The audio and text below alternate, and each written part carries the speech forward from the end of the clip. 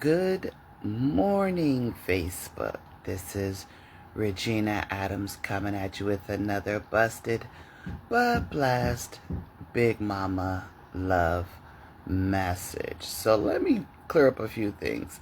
So this week I did my nails. Okay? I did them 2 days ago. My daughter bought this new glue, this millennial stuff. You see how it works for me. I'm not a millennial. I'm going back to my old glue. I'm getting ready to do my nails so I can be ready for church tomorrow. But busted. But I'm still blessed. So yeah, because I know I use my hands when I talk, and I need y'all to understand that I did do my nails. But I tried this new glue, and y'all see it didn't like me either. So I had to add it to the list and go back to old school. So we just gonna get that out the way real quick. Okay, both hands jacked up. Both hands jacked up. Don't misunderstand it. Got one nail. I was batting 90 out of 1,000. Okay, I got one nail right. Boop. This one. Oh, that's it. One nail on my right hand. So now that we have that cleared up, understand, I'm going back to old school. So I wanted to post this morning because yesterday I had a trigger. I had a trauma response in a situation that triggered my past trauma that I thought I was healed from. And I went off on this young man where I'm staying. And when I came back because I called him on the phone, I went off on the phone. Boop, went. I went to the East Coast and back. That's how far left I went. East Coast and back. I sure did. But I thought about it when I came in, and I apologized to him. And even though he said it wasn't him, I know it was him because he was that scared. That's how off I went, because I was upset. Because what happened triggered a trauma response. And so for me, when I apologize, I have to understand why I did what I did. So that way I can change to make sure I don't do it again. When I apologize, the sincerity of my apology means that I'm going to change what I did because I'm sincerely sorry for what I did to you. But in order for me to change my reaction, I have to understand why I reacted the way I did.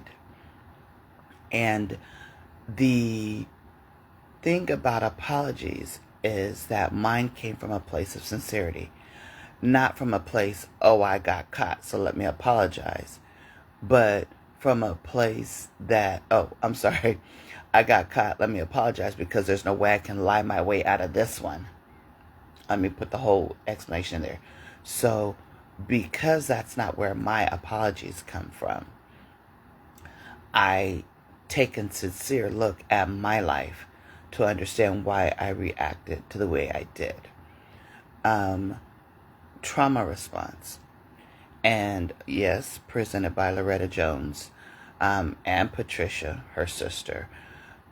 We've been through hell for serious hell for like the last 5 years that makes it difficult to explain to people who've never been through it. So unfortunately, I'm sorry. There are so many other hundreds of people that know exactly what I'm talking about. So my focus is, how do I heal myself from having a trauma response to a situation that triggers my past trauma, even when it's not my fault? My past trauma was not my fault. It was thrusted upon me by someone who hated me, and it's not my fault. But even more so, how do I heal from a past trauma from somebody I was supposed to be able to trust. And I find myself with more questions than answers because I've never been in this situation before. And I can't say trust God because a lot of the times when you say trust God, you have to know who God is in order to trust him. And if you were in your situation and you never knew who God was, how can you trust him? You can't. Not only that, I have to heal myself from a situation I didn't do anything wrong in. I have to heal myself from a situation that caused me trauma by somebody I trusted, by somebody I never expected to have trauma from. I didn't trust her, but I know other people have had trauma from family members that they trusted.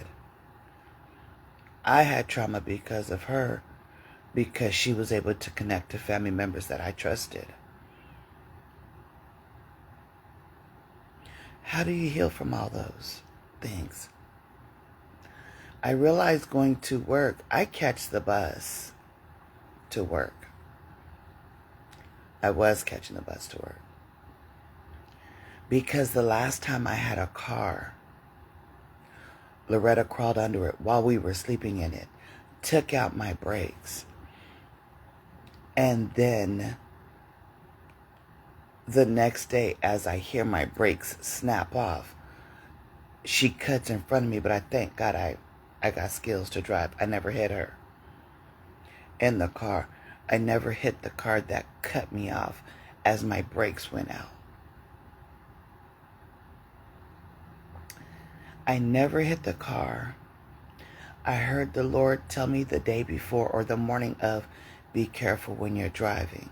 So I wasn't driving fast to begin with because I knew I heard God's voice. I later found out with a lady, thank God, where I'm staying with, that she was in an accident.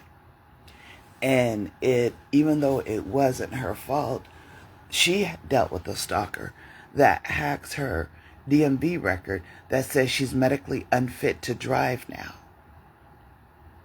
So she has issues trying to get a job because of the DMV record that constantly stays hacked. Because even as she sent the information in that would medically clear her, and it does medically clear her, when you're dealing with a stalker that has it out for you, they keep returning it to the record. That's what have happened. That is what would have happened to me. And I never would have been able to get another driving job. I'm thankful that didn't happen to me. But I understand that I was taking the bus as a trauma response because the last time I had a car, which was in October, I rented a U-Haul. It was like it was a new U-Haul, and I remember putting it in reverse and things going smoothly. But when we came back here to the hotel to park, I felt something going on in my spirit. I couldn't even sleep. I get up in the morning to go take the U-Haul back, hit it in reverse, and it's not catching right away. So that lets me know she was messing with my U-Haul as the reason why I couldn't sleep. I have been dealing with trauma without dealing with trauma. And I understand that there are certain things that God does for us, but other things He has to do through us. so that way we do not have a trauma response when we are in situations that trigger a trauma response. So I'm sorry, I'm trying not to watch TV, but they got this really good show on, so I gotta turn it off. So what I did this week is I went to go look at cars, because not that I'm sick of catching the bus, because it was a safe avenue for me to deal with, but it's not until I recognized that it was a trauma response. I've been staying in a hotel because it was a trauma response. Because the last time we were in our place, we had a front door kicked in on us. And when I talk about people that have been through trauma, the gentleman that kicked in our door was raised by Loretta. And I already forgave him, because I understand he was one of the children that were kidnapped from his home as a baby and raised to be this hateful and this violent. But that's not who he is. So I've already forgiven him. But staying in a motel and not moving to the home that is already waiting for me is a trauma response. And it's not even a matter of deserving anything. It's a matter of allowing my trauma to dictate how I move, to dictate whether or not to open my own business, because I know I deal with this crazy stalker lady who has the ability to ruin businesses. Because that's what she's been doing ever since she stepped up on the scene. When we became aware of who she is, she's been ruining businesses. So was that a reason for me to not start my own business? A trauma response. And understanding how to learn how to move even as I'm trying to heal from my own past trauma. And I realize one of the things I've done is I do these messages where I'm trying to send up love for 5 seconds, and unfortunately they're turning a little bit longer messages, but because I know what I've been through, and I understand that there's a lot, hundreds, even thousands of people that have been through trauma in their lives that they need to learn how to heal. And so me going to go look at her car and be like, okay, honey, that's the car I want. I want that car. Because I want that car because that car is going to be the model for when I start my new business. So that's the car I want. I don't have to be stuck by the previous business model I was using. I can expand my business model to incorporate as many people that do not have driver's license as well as those who do. I can learn from the mistakes that I have witnessed to be able to do it better and incorporate more lives at a faster time than I anticipated. So I'm using what I've been through to make my life better, but to make other people's lives better. But the still question that I haven't answered, and I don't know how to answer for you yet, is how do I not get triggered when I'm in a situation that triggers my past trauma and it wasn't my fault? So that's my question right now that I'm dealing with, that I'm contemplating. And when I get the answer, I'll definitely let you know. But unfortunately, I'm sorry, I have to leave you on a cliffhanger because I don't know the answer. And as I'm working through my life, I know that God is working it out through me, because He has to work it out through me. So then that way, as I continue to move and other situations come up in my life that may trigger the trauma I had in my past, I won't have the trauma response that I had yesterday. So when I figure that out, I'll let you guys know. But as I keep moving forward, not necessarily fearless, but with the understanding that I have to face what I think it might trigger. I have to face what I think may trigger a trauma response. So then that way, if I face it this time as an adult, then I can overcome it as an adult with more understanding.